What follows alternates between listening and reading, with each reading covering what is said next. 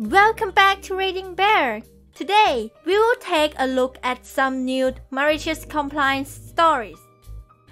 And if you enjoyed my content, please don't forget to subscribe to my channel and post some bear emojis in the comments. Let's go! The first one is titled, I don't work here anymore. Hey, boss, got an opening. Worked for a medical transportation company that had a contract with Medicaid. One of their many rules was that you could not provide any assistance to the patient inside of their house. One elderly lady had an old house with a very small foyer that you had to climb 3 steps to get to the main floor. The only other entrance was around back and up 2.5 flights of rickety steps to an old deck that opened into a bedroom. Upstairs. She's in a wheelchair. Common sense says take her in the front door, up 3 stairs and she's home on the level she lives on. Medicaid says take her up the outside stairs, dump her in the bedroom upstairs and let her worry about getting down to the living room level. We ignored their policy and took her in the front door anyway. A random inspection by a random inspector showed that we were not in compliance. We appealed, the inspector came out and saw the different options and decided that we had no case for appeal. Take her up the outside stairs. Nope. From then on, when the driver arrived at her house, he would get her out of the van in the sidewalk, and then get on the radio and tell the boss to shove his stupid job. Now that he was no longer an employee, he was free to assist this lovely person into her front door and up the stairs. Once finished, they would come back to the van, tell the boss they'd reconsidered, and ask for their job back. Boss was always understanding and took them back, but very carefully noted the 10 to 15 minute break in their employment, to show that the company remained in compliance. Aftermath, we had contests to see who could have the most dramatic "I quit" scene. Medicaid noted our activities, but couldn't put a handle on how to stop it. Malicious compliance achieved.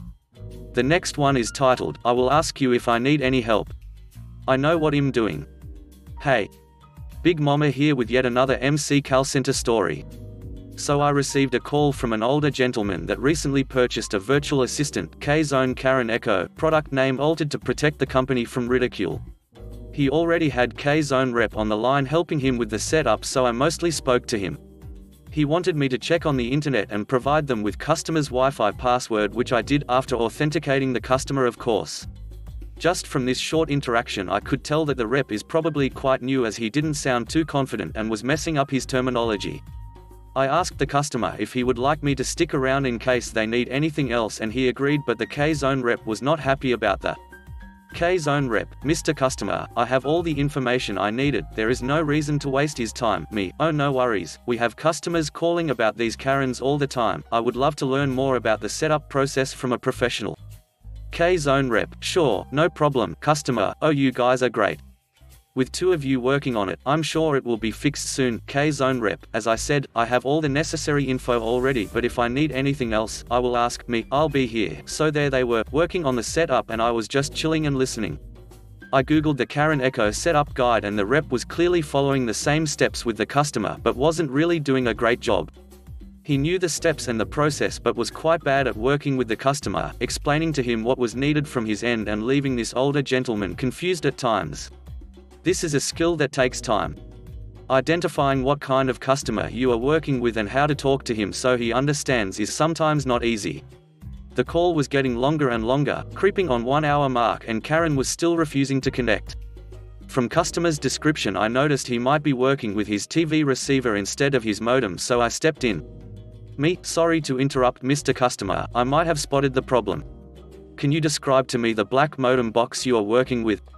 Customer, sure, give me a second. K-Zone rep, clearly annoyed that I am listening to him struggling for an hour. Oh, so you think it's faulty internet after all? That would explain a lot. Me, not at all. The internet is running like horse on steroids. I'm checking something else. K-Zone rep, well, can you check it later? We are in the middle of the setup here. As I said, I will let you know if I need anything. Me, my apologies. Go ahead. After this exchange, even this super nice and patient customer started to be audibly irritated with the K-Zone rep, as they were trying to do the exact same thing for the 3rd time. Another 15 minutes go by, and at this point I am certain that they are working on wrong equipment, as customer did provide few more details while working with the rep. I know that it was petty, especially considering it was affecting this nice innocent customer, but I will let you know if I need anything. Said twice is pretty clear. After the fourth try at connecting the Karen failed, customer was really losing patience and said, "What you are doing is clearly not helping. How about you swallow your pride and finally ask for help?" K-Zone rep, he is your internet provider and he said that the internet is working fine. Karen is our product, they have nothing to do with it, so unless he lied about the internet, there is nothing. Customer, enough. Ask him for help right now or give me your supervisor. K-Zone rep, op. Are you still here? Can you help us? Me, I will do my best. Now, Mr. Customer, do you have any other similar black boxes from us? Customer, well, I have one more at my bedroom, oh, and one more in the kitchen, but that one is standing upright. Me, awesome, that one will be your internet box. This flat one is for your TV. We just need to repeat all these steps for the last time with the one in your kitchen. Customer, you are kidding me, right? For how long did you knew? Me, I suspected it for a while, sir, I'm sorry. Customer, op, do you remember the steps to connect this Karen? Me, yes sir, I have them in front of me. Customer, hey, K-Zone rep. This will be all. You can hang up now. I don't want to hear one more word from you. Thank you for trying. I was expecting some backslash from the customer towards my person, as well as I clearly wasted his time with my pettiness. But he just said few more ugly words about the other rep and asked me to prove him right about letting the other guy go. We repeated all the steps now with correct equipment, Karen connected, and we finished the setup by following the guide I googled. Customer was super happy and even asked if he could speak to my boss to praise my knowledge and explain to him why the call took so long, or what a nice guy. But I explained to him that it would get me into even more trouble as this issue was outside of our scope of support and that I should have hung up after providing the Wi-Fi password. And also my manager at that time was not taking positive escalations unless customers really insisted. I also explained to the customer that my numbers are good so he doesn't have to worry about one long call hurting me. We parted on really good terms, although I felt kinda sorry for the other rep. On the other hand, it was his ego that cost him his pride in the first place, and I got a happy customer and a great story on top of that, so I'd call it a win. The next one is titled, When I Get Back That Better Be Empty. I'm a police officer. One day I made a traffic stop for something simple. While speaking with the driver, I observed an open beer bottle in the back seat floorboard between the passenger's legs. In my state, an open container in a vehicle is a no-no. Now I don't like making a big deal of things if I don't have to, so I looked at the passenger and said, when I get back, that bottle needs to be empty. Now by saying that, I meant it needed to be poured out. I went back to my car and filled out a warning for the driver. I'm nice like that. On any traffic stop, I always keep a watchful eye on the car while I'm filling out paperwork. I never saw the passenger pour the beer out of the window. I returned to the vehicle to provide a copy of the warning, and asked the passenger, "Is it empty?"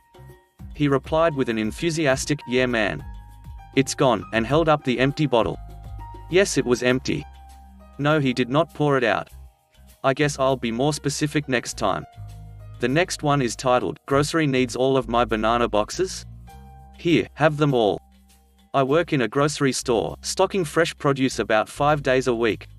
I'm about to start my second year of college, so that'll change to weekends.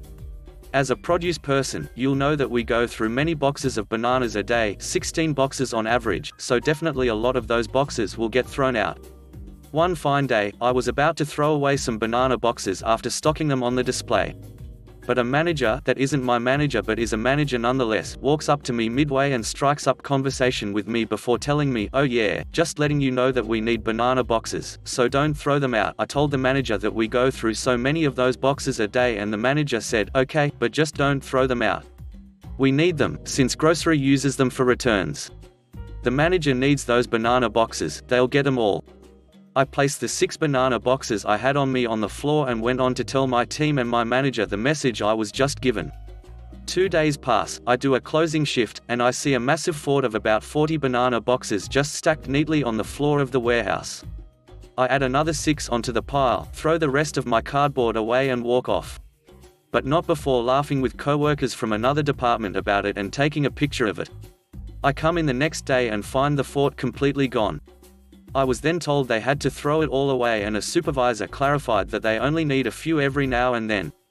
I counted that as a win in my book as I walked back to my department and laughed about it with my co-workers. The next one is titled, You Want a Potato with Everything? Sure, you can have a potato with everything. One thing I was recently remembering was how ridiculous people used to get over baked potatoes. Now, don't get me wrong, I did and still really like the fact that Wendy's offers baked potatoes as a side as an alternative to French fries. I've never been a huge fan of fries, so I used to eat baked potatoes all the time when I was there. Ordering a baked potato should be a really easy task. On the menu, there were 3 options at the time: a sour cream and chive potato, the cheapest option, 99 cents at the time, as well as a bacon and cheese potato, and a broccoli and cheese potato butter was also available for all potatoes. And we were more than willing to mix and match ingredients for all potatoes, sometimes for a little extra price depending on what the person wanted on it. This sounds simple enough, but there were a number of people who would come through and ask for a potato with everything, or a works potato. I think they got this idea from Arby's, who did have an item called a works potato at the time, but they didn't have broccoli as an option. Since there was not a menu item called works potato or a potato with everything, we usually tried to confirm with the customer what they actually wanted on their potato to ensure there was no whining and complaining about what the customer actually got. Most of the time, people were reasonable and confirmed what they wanted, often finding out there was, indeed, an ingredient they didn't want. A few crazy souls really did want it all. But every once in a while I got a real jerk who talked to me like I was an idiot for daring to confirm what they wanted on their potato. These people took up a lot more time than was really necessary, and made my job just a little more miserable. I remember one night I had a Karen in drive-thru was being an exceptional jerk and absolutely refused to have a conversation about what she wanted on her potato with everything. "I want a potato with everything," she screeched. "What do you not understand about that? I want everything you can put on a potato." Cue malicious compliance. What most people didn't know at the time was we had a secret menu item called the chili and cheese baked potato. I think it's since become a regular menu item, so more people probably know about it today. Very few people ordered it, and most people certainly did not mix and match it with most other ingredients. After all, chili over top of broccoli is really, really gross. But this woman said she wanted everything we can put on a potato. So, I rang her up for a chili and cheese baked potato, add on sour cream, butter, broccoli, bacon, chives, and shredded cheese. The cheese that came with it was melted. It came out to like $6, which was a lot for the late 1990s for a single baked potato. My sandwich maker got wide-eyed and asked if I was sure. I told her the woman insisted she wanted everything we could put on a potato. The sandwich maker makes the potato, and it's got so many ingredients on it that she has to force the lid closed on it. It looks and smells gross, but we bag it up, take the woman's money, and give her the bag. She comes inside with her potato, puts it on the counter, and asks, "What is this?" "It's a potato with everything we can put on it, ma'am." "This isn't what I wanted," she screeches. "I wanted a bacon and cheese potato with sour cream and butter." "Sorry, ma'am, but I tried to confirm with you what you wanted and you insisted you wanted a potato with everything we could put on it." "No, that's not what I wanted. Make me a bacon and cheese potato." My manager eventually came up and had the sandwich maker give her what she wanted, but the woman was so wrapped up in getting the potato she wanted, she didn't realize she paid about $3.50 more for it than she had to due to the chili, broccoli, and shredded cheese. So guess who didn't get a refund for the extra money she paid? The next one is titled, "Kitchen Gets Beetroot Makeover." This happened yesterday to my partner and she is still laughing and mad at the same time. I'm a carer, 46 female, in the UK for an elderly woman, 86 female, and son, 60 male, who live together. Both have severe arthritis and mobility problems, but the son is more active than his mother. They also have a large garden where I help the son with the gardening. I have a very small garden due to having an extension built. For this I get a fair share of all the fruit and vegetables during the year. Although we have had restrictions due to the Big C, I am classed as an essential worker and have been able to do a lot more work on the garden than usual, and we've had excellent weather this year. The day before yesterday, I picked a lot of vegetables including beetroot, potatoes and carrots. After taking a small share, I left the rest in the kitchen. I told them to leave them there and I will sort them out tomorrow, which is where our story starts. Now the son doesn't like to be told what to do and is pretty stubborn, as he likes to think he is still able to do things around the house even though he is restricted in his movements. So yesterday came and surprise, the son had cleaned the beetroot and was putting them in a pressure cooker to cook them before pickling them. He is capable of cooking for the both of them, but he used to forget he had food on, so used to burn their food often. I bought them a pressure cooker as the noise and the short cooking time would keep him concentrated on not burning his food. Here's where the malicious compliance came in. He hadn't cooked beetroot in the pressure cooker before and refused to let me set it up for cooking. So to avoid argument, I said fine and let him carry on, and I carried on with sorting his mother out and a bit of cleaning as well. Then it happened. I was upstairs when I heard a huge bang and a bump on the floor. I rushed downstairs to find the sun, cooker, walls, ceiling and everything in a 5-foot radius from the pressure cooker covered in a lovely shade of beetroot purple. I then asked the sun what happened. You know, pressure cookers only need a small amount of water as it's the steam that cooks, not the water. Well, the sun had put the beetroot in the cooker and filled it up with water to stop the beetroot going off. He then forgot to drain said water and put the lid and weight on and put them on to cook. Poor pressure cooker had so much pressure that it blew the safety valve and the weight straight off the lid and dented the ceiling, followed by the beetroot stained water. I tried my best not to laugh and immediately turned the cooker off as the son and mother, who wasn't in the kitchen, were still in shock. Luckily the son was on the 5-foot edge and didn't get burned and was okay. Unfortunately for me, I will have to clean this mess up as well. I went down today and the son still won't look me in the eye, but I still can't stop laughing about his beetroot redecoration. The last one is titled, No Time to Lean, No Time to Clean. This happened about 15 years ago when I had a summer job working at a staff canteen. There was a bit of food prep work, but my main job was washing pots and pans. All in all, it was a straightforward job, not too hard, with pleasant colleagues and a good vibe in the kitchen. Because it was a staff canteen, the work was very regular too. We didn't have busy days or light days.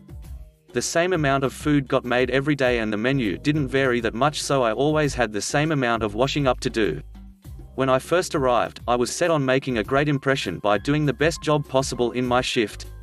I looked at those piles of pots and pans and thought I have more than enough time to get through all of them.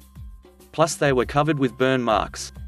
I was sure I could make them shine, and when my manager saw how much better everything was looking, my extra efforts would be recognized and duly rewarded. I will admit, I was pretty pleased with myself the first time I finished my pots with 20 minutes to spare. Not only that, the pots and pans were glistening. I had them so clean they practically looked new. I took a well-deserved breather, stepping back to admire my efforts, and was pleased to see the manager had noticed as well and was coming over to acknowledge them. This was when I was first introduced to the phrase, time to lean, time to clean. The reward for my hard work was to pull out shelving around the kitchen and clean out behind them. This clearly hadn't been done in years, and what was found back there was pretty nasty. A build-up of dust, grime and grease, plus whatever odd bits of food slipped through the cracks. There was much more heavy lifting doing this job, abrasive chemicals and harder scrubbing. At the end of the shift, the manager pulled me to one side and made clear he was displeased to see me just hanging about, and if I ever didn't have enough work to do, I was to pull out shelves and get to cleaning them top to bottom. Funnily enough, from that day forward I always had just enough pot washing to fill my shift. My timing on cleaning pots to an acceptable but not excellent standard was perfect. Burn marks returned, I sweated less and no more shelves got cleaned. At summer's end, when my contract was up, the manager called me over once again and earnestly thanked me for doing such a good job consistently showing up and working throughout my shift. Apparently, he was used to others in that position being much less reliable. Glad he got what he wanted, but I was a little sad to discover that day that hard work isn't always rewarded, and sometimes leaning into low expectations is the best way forwarded. Thanks for listening.